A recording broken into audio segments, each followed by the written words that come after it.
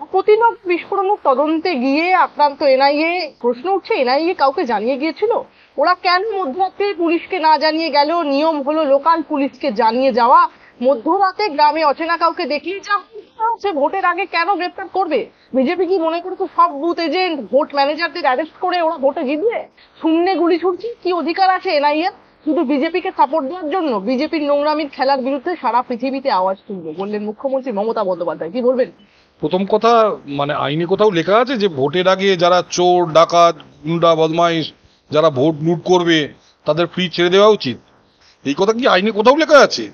এখন উনি যদি বলেন যে না আমার এই লোকগুলো রিগিং করবে, বুথ দখল করবে, এদের কাউকে অ্যারেস্ট করা যাবে না, তাহলে ঠিক আছে, তাহলে উনি আইনের সেই উনি তো আইনজীবী নাকি শুনেছি, তো উনি আইনের সেই যে ধারাটা দেখান যে কোন আইনের কোন ধারায় আছে যেখানে মানে এটা করা যায়।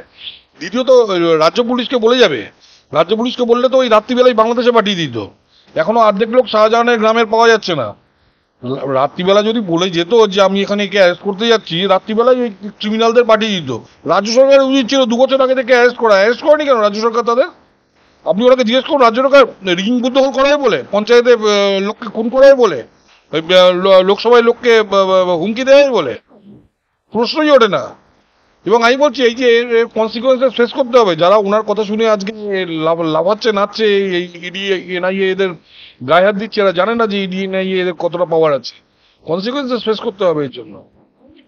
তৃণমূল মমতা বন্দ্যোপাধ্যায় মোদিজিকে আক্রমণ করতে গিয়ে, নরেন্দ্র মোদীকে আক্রমণ করতে গিয়ে বললেন যে রেশন রেশন যাবে, তাতেও প্রধানমন্ত্রীর ছবি আর বিজেপির লোগো থাকবে, আমি না খেতে পেয়ে মরে যাব। এরই মধ্যে চলে আসে ওই শব্দ, জানিয়ে প্রবল আপত্তি জানিয়েছে বিজেপি। কি বলবেন? এর উত্তর তো আমাদের দিলীপদা দিয়ে দিয়েছেন, যে আপনি যে সেন্ট্রাল গভর্নমেন্টের যে টয়লেটগুলো আসছে সেই টয়লেটের দরজাতেও আপনার ফটো লাগানো থাকে। তো আপনি আগে টয়লেটের দরজায় আপনার ফটোগুলো বের করুন। লোকজন তো মানে ইতস্তত বোধ করছে, আপনি মানে টয়লেট দিচ্ছেন, সেই টয়লেটে আপনার ফটো, আগে সেই ফটোটা বের করুন, তারপর আপনি এটা নিয়ে প্রশ্ন করবেন। কেন কোনো জায়গা নেই যেখানে আপনার ফটো নেই, আপনি প্রশ্ন তুলছেন মোদিজির ফটো কেন এখানে আছে? প্রধানমন্ত্রীর ফটো থাকবেই। মমতা বন্দ্যোপাধ্যায় আরো বলছেন যার বিয়ে সে নিজের পুরোহিত। ওনার মমতা বিজেপি আর নির্বাচন কমিশন এক হয়ে কাজ করছে, সেই কারণেই নির্বাচনী আচরণবিধি মানে না বিজেপি। কি বলবো? আমি একটা কথা বলছি, কয়েকদিন আগে নির্বাচন কমিশন দিলীপ দাকে শোকজ করেছে। যদি এক দলের হতো, আপনি বলুন তো ওনার যে নির্বাচন কমিশন, যে মানে তোতাবাকি নির্বাচন কমিশন, ওনার দলের একজনকে শোকজ করেছে? দেখাতে পারবেন না। কিন্তু দেখুন এই নির্বাচন কমিশন কিন্তু দিলীপ দাকে শোকজ করেছেন, বিভিন্ন স্টেটে বিজেপির বহু নেতাকে শোকজ করেছে। নির্বাচন কমিশন উত্তরপ্রদেশ এবং গুজরাটের বহু অফিসারকে ট্রান্সফার করেছে। ফলে প্রশ্নই ওঠে না, ওনার কথা কেউ ধরে না, কেউ সিরিয়াসলি নেন না, জানে উনি মিথ্যা কথা বলেন। ওনার 100টার মধ্যে 99 কথা মিথ্যা কথা বলে, ওনাকে কেউ সিরিয়াসলি নেয় না, ওনার দলের লোকেরাও সিরিয়াসলি নেয় না। মমতা বন্দ্যোপাধ্যায় বলছেন আমরা যাদের দল থেকে ভাগ করেছি তারাই বিজেপির সম্পদ। কি বলবো? শুধু আমাদের দল থেকে উনি ভাগিয়ে নেন। উনি প্রথমে 2011-তে যখন ক্ষমতায় এলেন কংগ্রেস থেকে ভাঙালেন, সিপিএম থেকে ভাঙালেন। 2016-তে আবার ক্ষমতায় এলেন, আবার বিভিন্ন দল থেকে উনি লোক ভাগানো শুরু করলেন। 21-এর পরও আমাদের 2-4টে লোককে ভাগিয়ে নিয়ে গেছেন। এখন উনি ভাগিয়ে নিয়ে গেছেন, কিন্তু ওনার যে স্পিকার, মানে আমি মানে মানে রেকর্ড মানে ওনার স্পিকারের যা রেকর্ড, মানে আমি কি বলবো, এটা বলা উচিত স্পিকারের বিরুদ্ধে নাকি কিছু বলা উচিত না, সে স্পিকার মানতে চাইছে না। ওপেন মিটিং এ এরা এক একজনকে দলের জয়েন করাচ্ছে, ওনার স্পিকার বলছে না এটা এই দলের না। ভাঙাচ্ছেন তো আপনি যত লোক ভাঙিয়েছেন তত লোক কেউ ভাঙিয়েছে অন্য দল থেকে? আপনার দলে এত লোক আছে। আর একটা সত্যি কথা বলুন তো, আপনি তৃণমূল কংগ্রেস ডে 1 থেকে তৈরি করেছেন, আপনি হেন কোনো লোক পেলেন না? হঠাৎ কোথা থেকে পরিযায়ী ধরে নিয়ে এলেন ইউসুফ পাঠানকে, কীর্তি আজাদকে, কেন ধরে নিয়ে এলেন? এটা তো আপনার পার্টির কেউ ছিল না, কোনোদিন মেম্বার হয়নি। আপনি একটা অ্যাপ্লিকেশন দেখাতে পারবেন? ইউসুফ পাঠান তৃণমূলের পার্টির মেম্বার হচ্ছে, তার একটা অ্যাপ্লিকেশন দেখাতে পারবেন আপনি? কীর্তি আজাদ তৃণমূলের পার্টির মেম্বার, একটা অ্যাপ্লিকেশন দেখাতে পারবেন? তারপর ওই গুজরাটের একটা ওই মুসলমান সাংবাদিক, কি নামটা আমি ভুলে যাচ্ছি, সে ওর পার্টির মেম্বার অ্যাপ্লিকেশন করেছে, দেখাতে পারবেন? অ্যাপ্লিকেশন নেই। তাদের এসে আপনি এমপি করে দিচ্ছেন। আপনার দলে যারা 20 বছর 25 বছর ধরে খাটছে তাদের জন্য আপনারা কিছু দেননি। 2 বছর পর বিপ্লব মিত্র, যে আপনাদের পার্টির মানে, বিপ্লব মিত্রকে দেখে বালুরঘাটের লোকেরা হাসছে। বিপ্লব মিত্র যে নাকি দলের প্রতিষ্ঠাতা, তাকে 25 বছর পর উনি টিকিট দিলেন, তাও হারার জন্য। 1.5-2 লাখ ভোটে হেরে উনি কালকে আর মুখ দেখাতে পারবেন না বিপ্লব মিত্র বালুরঘাটে, সেই জন্য ওনাকে ভোটে দাঁড় করাচ্ছেন। তো ওনার কথার উত্তর দেওয়ার কোনো প্রয়োজন বোধ করি না আমরা।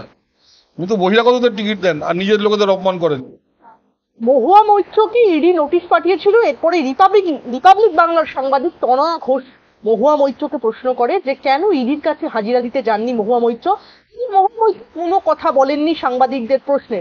সেই ঘটনার পর সেই মহিলা সাংবাদিক কনয়া ঘোষকে চড় মারার হুমকি দিলেন এবং রিপাবলিক টিভির কর্ণধার অর্ণব গোস্বামীকে মিডল ফিঙ্গারের বদলে ডাবল ফিঙ্গার দেখিয়েছেন ক্যামেরার সামনে মহুয়া মৈত্র। কি বলবেন?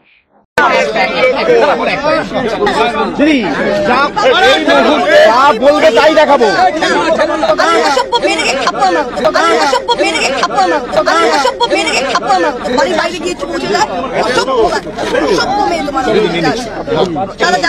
বাড়ির মধ্যে এসে মুখের মধ্যে এরকম ঢুকিয়ে দিচ্ছে, মানে কি বলবো তোমায় আমি, বলো দেখেছি তো ভিডিওটা? আমি বলবোই না কিছু, যা বলবো বলো, দেখাচ্ছি এখন এই দেখাচ্ছি।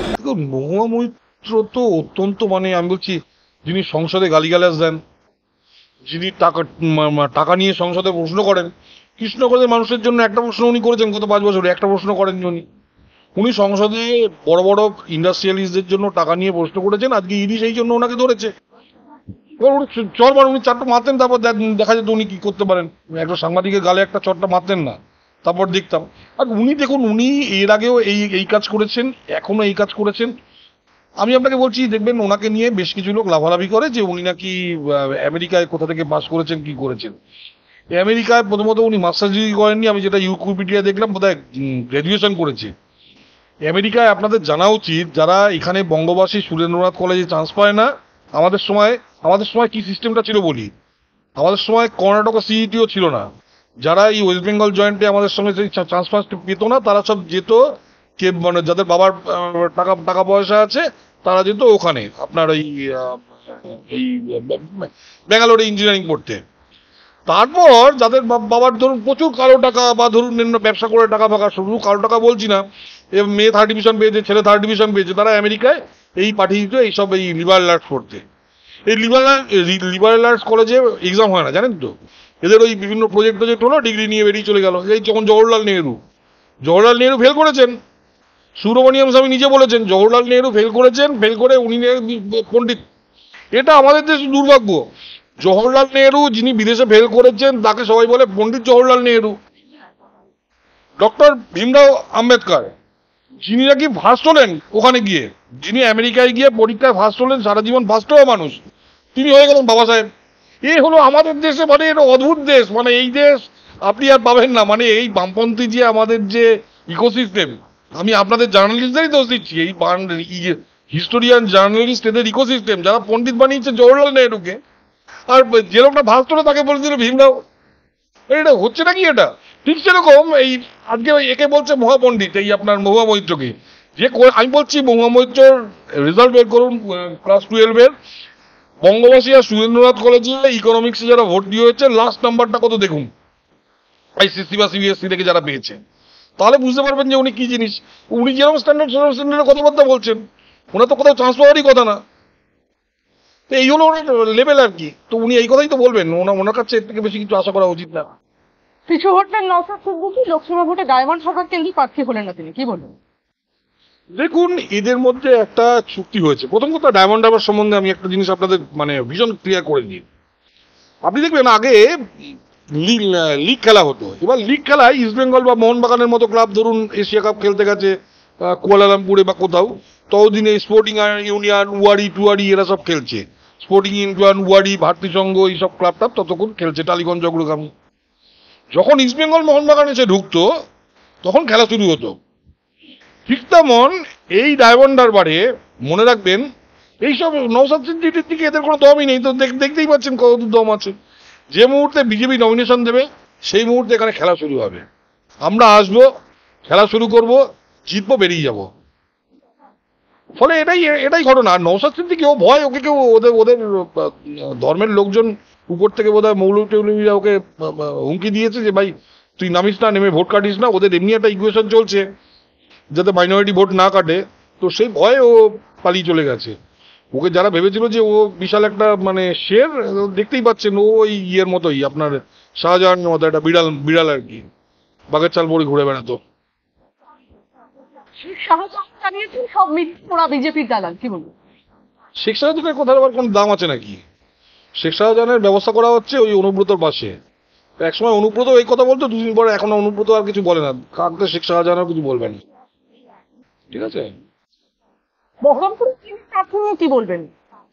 দেখুন 2021-এ মমতা ব্যানার্জি যখন শুভেন্দু বাবুর কাছে হেরে গেলেন ইলেকশনে, তখন মমতা ব্যানার্জি এলেন ভবানীপুরে। মমতা ব্যানার্জির জয়টাকে এনশিওর করার জন্য এই মোহাম্মদ সেলিম এবং এই অধীর চৌধুরী এরা দুজন প্রার্থী দেয়নি মমতা ব্যানার্জির বিরুদ্ধে, ভবানীপুরে প্রার্থী দেয়নি যাতে মমতা ব্যানার্জি জিতে যান। এবং ওনারা বলেন যে আমাদের সিপিএম এবং কংগ্রেসের যা ভোট আছে আমরা ট্রান্সফার করে দিচ্ছি মমতা ব্যানার্জিকে, যাতে মমতা ব্যানার্জি দ্বিতীয়বার নন্দীগ্রামে যেরকম হেরে গেছেন 2-3 মাস আগে, সেই দুরবস্থা ওনার যাতে ভবানীপুরে না হয়।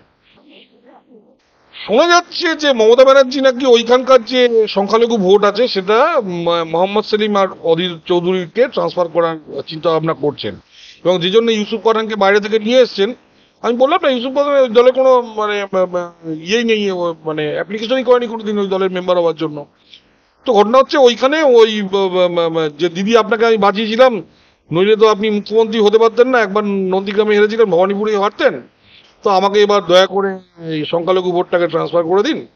তো সেই আশায় এরা দুজন গেছে ওখানে পাশাপাশি দুটো কেন্দ্রে, একজন মুর্শিদাবাদে আর একজন বহরমপুরে আর কি।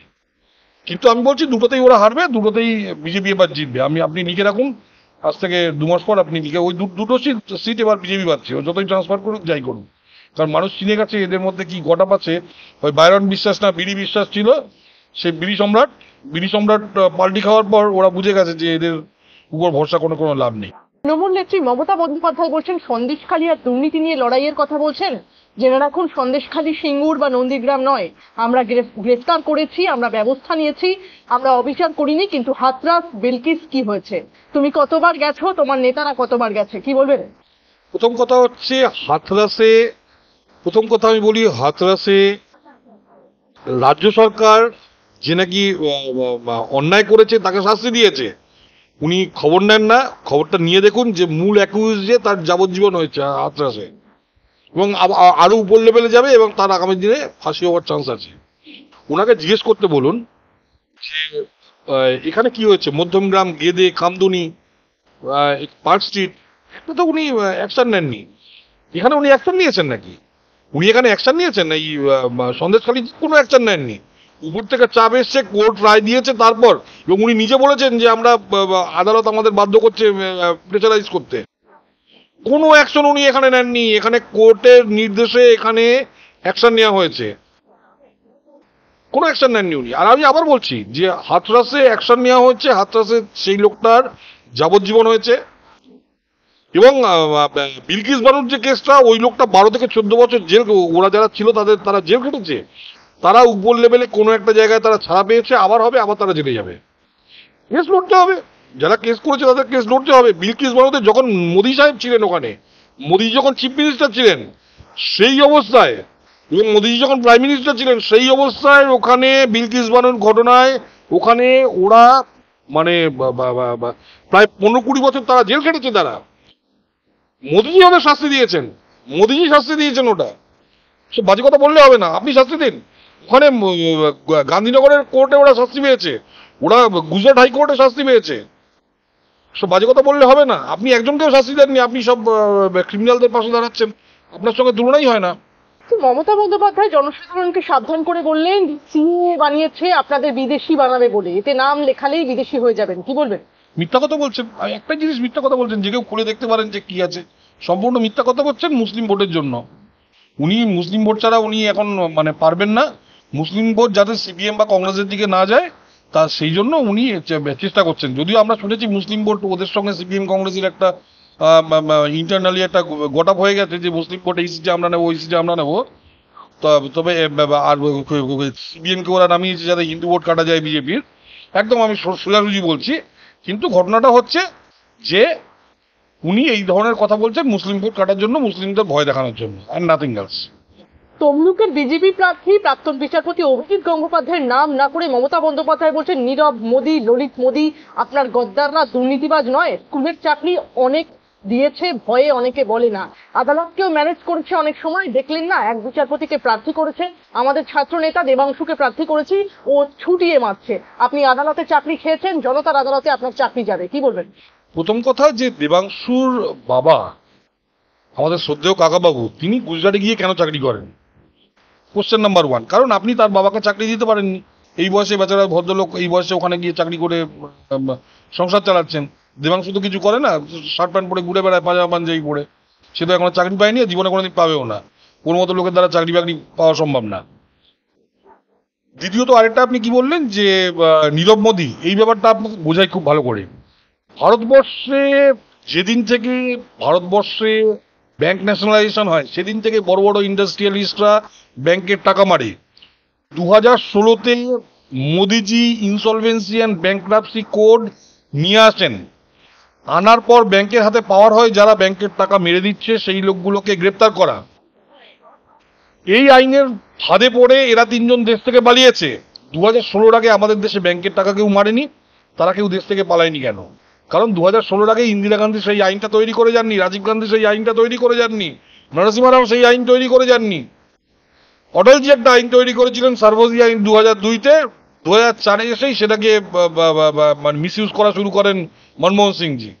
2016-তে আমি আবার বলছি, এই আইনটা আছে বলে এবং সরকার করা বলে ওরা দেশ থেকে পালিয়েছে। যদি সরকার করানো হতো, দেশ থেকে পালাতে হতো না। আজকে আমাদের এখানে আপনি দেখছেন এই দেশ থেকে পালিয়েছে, শাহজাহান দেশ থেকে পালায়নি। আপনার এখানে জাহাঙ্গীর দেশ থেকে পালায়নি।